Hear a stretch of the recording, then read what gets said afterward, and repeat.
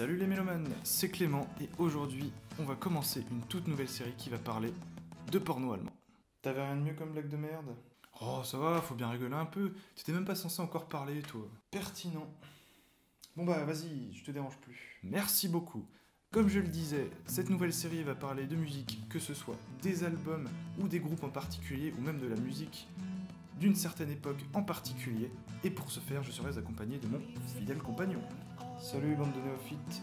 Et pour ce premier épisode, je vous propose de monter dans une DeLorean flambant neuve et de repartir vers des époques qui pour certains seront familières et leur rappelleront de bons souvenirs, et de nous poser une question simple mais pertinente. La musique, avant, c'était comment? Super! Tiens bah balance l'intro, moi je vais me chercher une bière.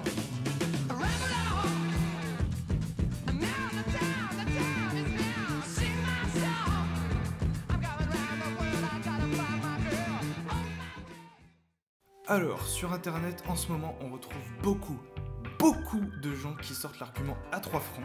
Ouais, mais de toute façon, la musique, c'était mieux avant. Maintenant, c'est juste de la merde. C'est pourquoi aujourd'hui, on retourne dans le passé au travers de cet épisode qui va sentir bon la nostalgie, et on va faire un petit tour d'horizon de la musique d'avant notre époque. Santé, camarades.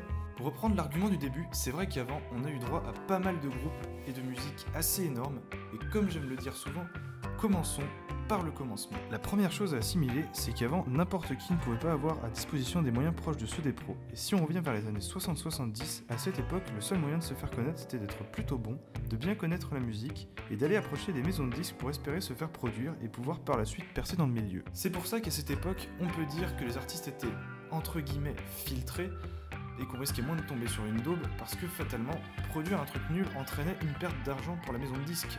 À cette époque, on peut déjà citer des groupes de fous furieux qui deviendront par la suite cultes, comme par exemple Led Zeppelin, Pink Floyd, The Rolling Stones, The Beatles, The Jimi Hendrix Experience, bref, tout plein de noms tellement connus que même si vous n'avez jamais écouté un seul de leurs albums, vous connaissez probablement leur existence. Et intéressant, c'est que vous êtes des putains d'incultes. Ouais, mais non, évite de clasher maintenant, sinon on sera pas couché. Après toutes ces années de musique que j'appellerais à l'ancienne, il y a principalement deux choses au cours de l'évolution qui vont radicalement changer notre façon d'aborder la musique ainsi que de la composer. Et je vous le donne en mille, il s'agit d'internet et de l'informatique. D'abord l'informatique, ça a permis de pouvoir utiliser de nouveaux outils et ainsi pouvoir créer de nouvelles sonorités qui pour l'époque étaient complètement inédites et nouvelles, apportant une vague de nouveautés et de fraîcheur dans le monde fabuleux de la musique.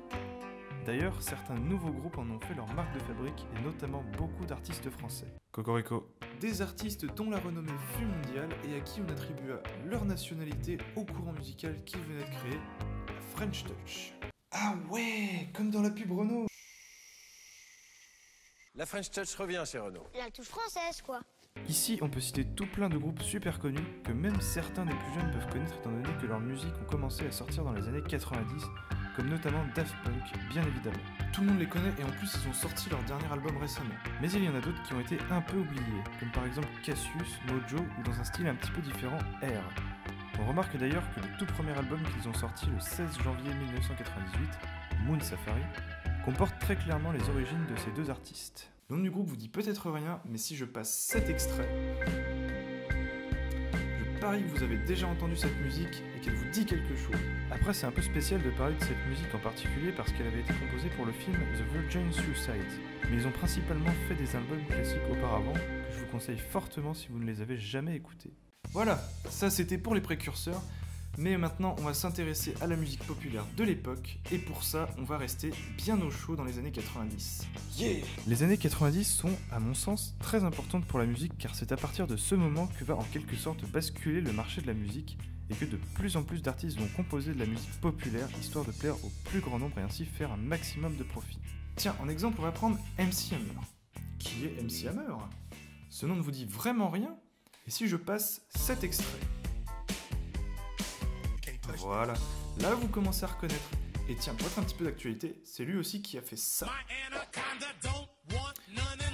Et oui, Nicki Minaj n'a rien inventé, elle n'a fait que pomper une musique culte des années 90. Tiens, prends ça dans ta gueule, Nicki Minaj. Non mais c'est pas la peine d'être violent, hein. Après avoir rencontré un succès monstre grâce à leur musique populaire, c'est là que les maisons de disques ont commencé à se dire une chose très simple, mais qui a complètement chamboulé les codes habituels. Ils se sont dit « Hé les mecs, on dirait que la musique populaire ça marche bien, alors on devrait produire plus d'artistes sans talent, comme ça on pourrait gagner plus de thunes. » Et c'est ainsi que de nos jours, il est très fréquent, voire complètement habituel d'entendre passer des boosts commerciales à la radio, et ce, à longueur de journée.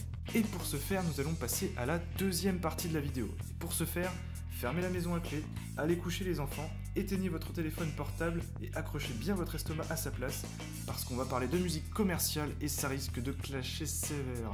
Je pense que vous pouvez vous en rendre compte quotidiennement, mais je tiens quand même à souligner mon propos.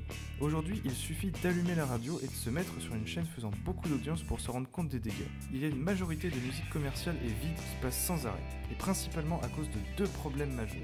Premièrement, comme je l'ai dit juste avant, grâce aux nouvelles technologies comme l'informatique, n'importe quel guignol qui sait un strict minimum utiliser un logiciel de MAO, musique assisté par ordinateur, peut faire un son commercial que de nombreux labels et chaînes de radio seraient prêts à s'arracher pour faire le plus de profit possible.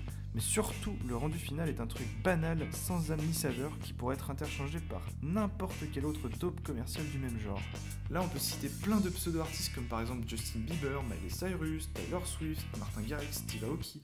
Et même si on reste en France, on a Kenji Girac, M. Pokora, Kim V, Maître Gims, Black M, et j'en passe. Quand on y pense, c'est surtout à cause des labels. Au fond, c'est eux qui recherchent et qui produisent des gens comme ça. On pourrait surtout parler de Spinnin' Records et de Universal Music, qui en produisent énormément. Tout devient pareil, il n'y a plus aucune diversité et surtout aucun parti pris personnel ni aucune innovation. On se contente juste de nous ressortir le même plat bas de gamme chaque jour en changeant juste l'assiette sale dans laquelle on nous l'apporte. Et ça me les brise sévère, à tel point que j'écoute même plus la radio. Et deuxièmement, ce qui est à mon sens l'aspect le plus grave dans tout ça, c'est les gens. Alors dit comme ça peut ne vouloir rien dire pour vous, mais je vais vous expliquer. Quand je dis que le problème le plus grave vient des gens, c'est en fait tout simple. Même en nous balançant tous les jours de la merde à la gueule, personne ne dit rien. Et pire encore, la plupart d'entre eux aiment le vide intersidéral qu'on leur propose en guise de musique. Je trouve ça vraiment désolant qu'il n'y ait pas au moins une personne qui dise « Bon, c'est bien gentil de nous sortir des trucs commerciaux, mais à la longue c'est chiant, on voudrait bien quelque chose d'autre. » C'est là qu'on se rend compte à quel point les labels et autres qui détiennent tous les pouvoirs sur la musique nous bourrent le crâne avec leur daube et finissent même par faire aimer ça aux gens. Bon après bien sûr je dis pas que toutes les musiques qui sortent aujourd'hui c'est de la merde, ni que tout le monde aime la dope commerciale, et même de très bons artistes de nos jours. Ce serait juste trop long de tous les énumérer, certains sont certes moins connus que d'autres, mais ils n'en restent pas moins excellents pour autant.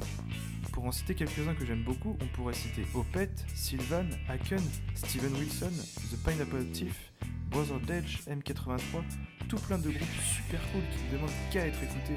Ouais mais là t'as cité que des groupes de métal ou de rock/rock progressif et tout le monde n'aime pas ce genre de musique. C'est quoi? J'étais sûr que t'allais me dire ça et du coup je m'y suis préparé. Alors certes, jusqu'à maintenant j'ai énuméré uniquement des groupes de styles musicaux que j'apprécie le plus, à savoir le rock/rock progressif, et aussi un peu le métal, mais ça ne m'empêche pas d'aimer et d'écouter aussi d'autres styles musicaux. J'aurais même tendance à dire que j'écoute énormément de styles musicaux différents en fonction de mes humeurs et de ce qui se passe dans ma vie. Il y a juste deux genres de musique que j'écoute pas trop personnellement, c'est le rap et la musique classique. Même si paradoxalement je suis un grand fan de musique de film. Donc bien sûr, je peux aussi vous recommander de très bons groupes d'électro, comme par exemple Le Maître, Uppermost, DSL, Sébastien, Kavinsky, Cherokee.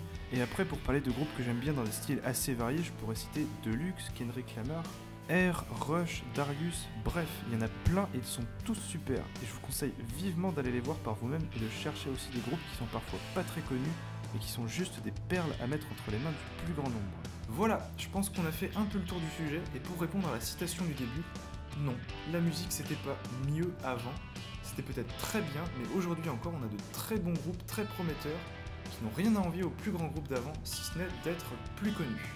Et il ne tient qu'à vous d'aller les écouter, de faire en sorte qu'ils aient un public actif et dévoué. Et je pense que ce premier épisode touche à sa fin. Ce fut un bien bel épisode. Bon maintenant je vais aller m'acheter 2-3 albums, je vous dis à la prochaine pour un nouvel épisode, et d'ici là, n'oubliez pas d'écouter de la musique. See you next time!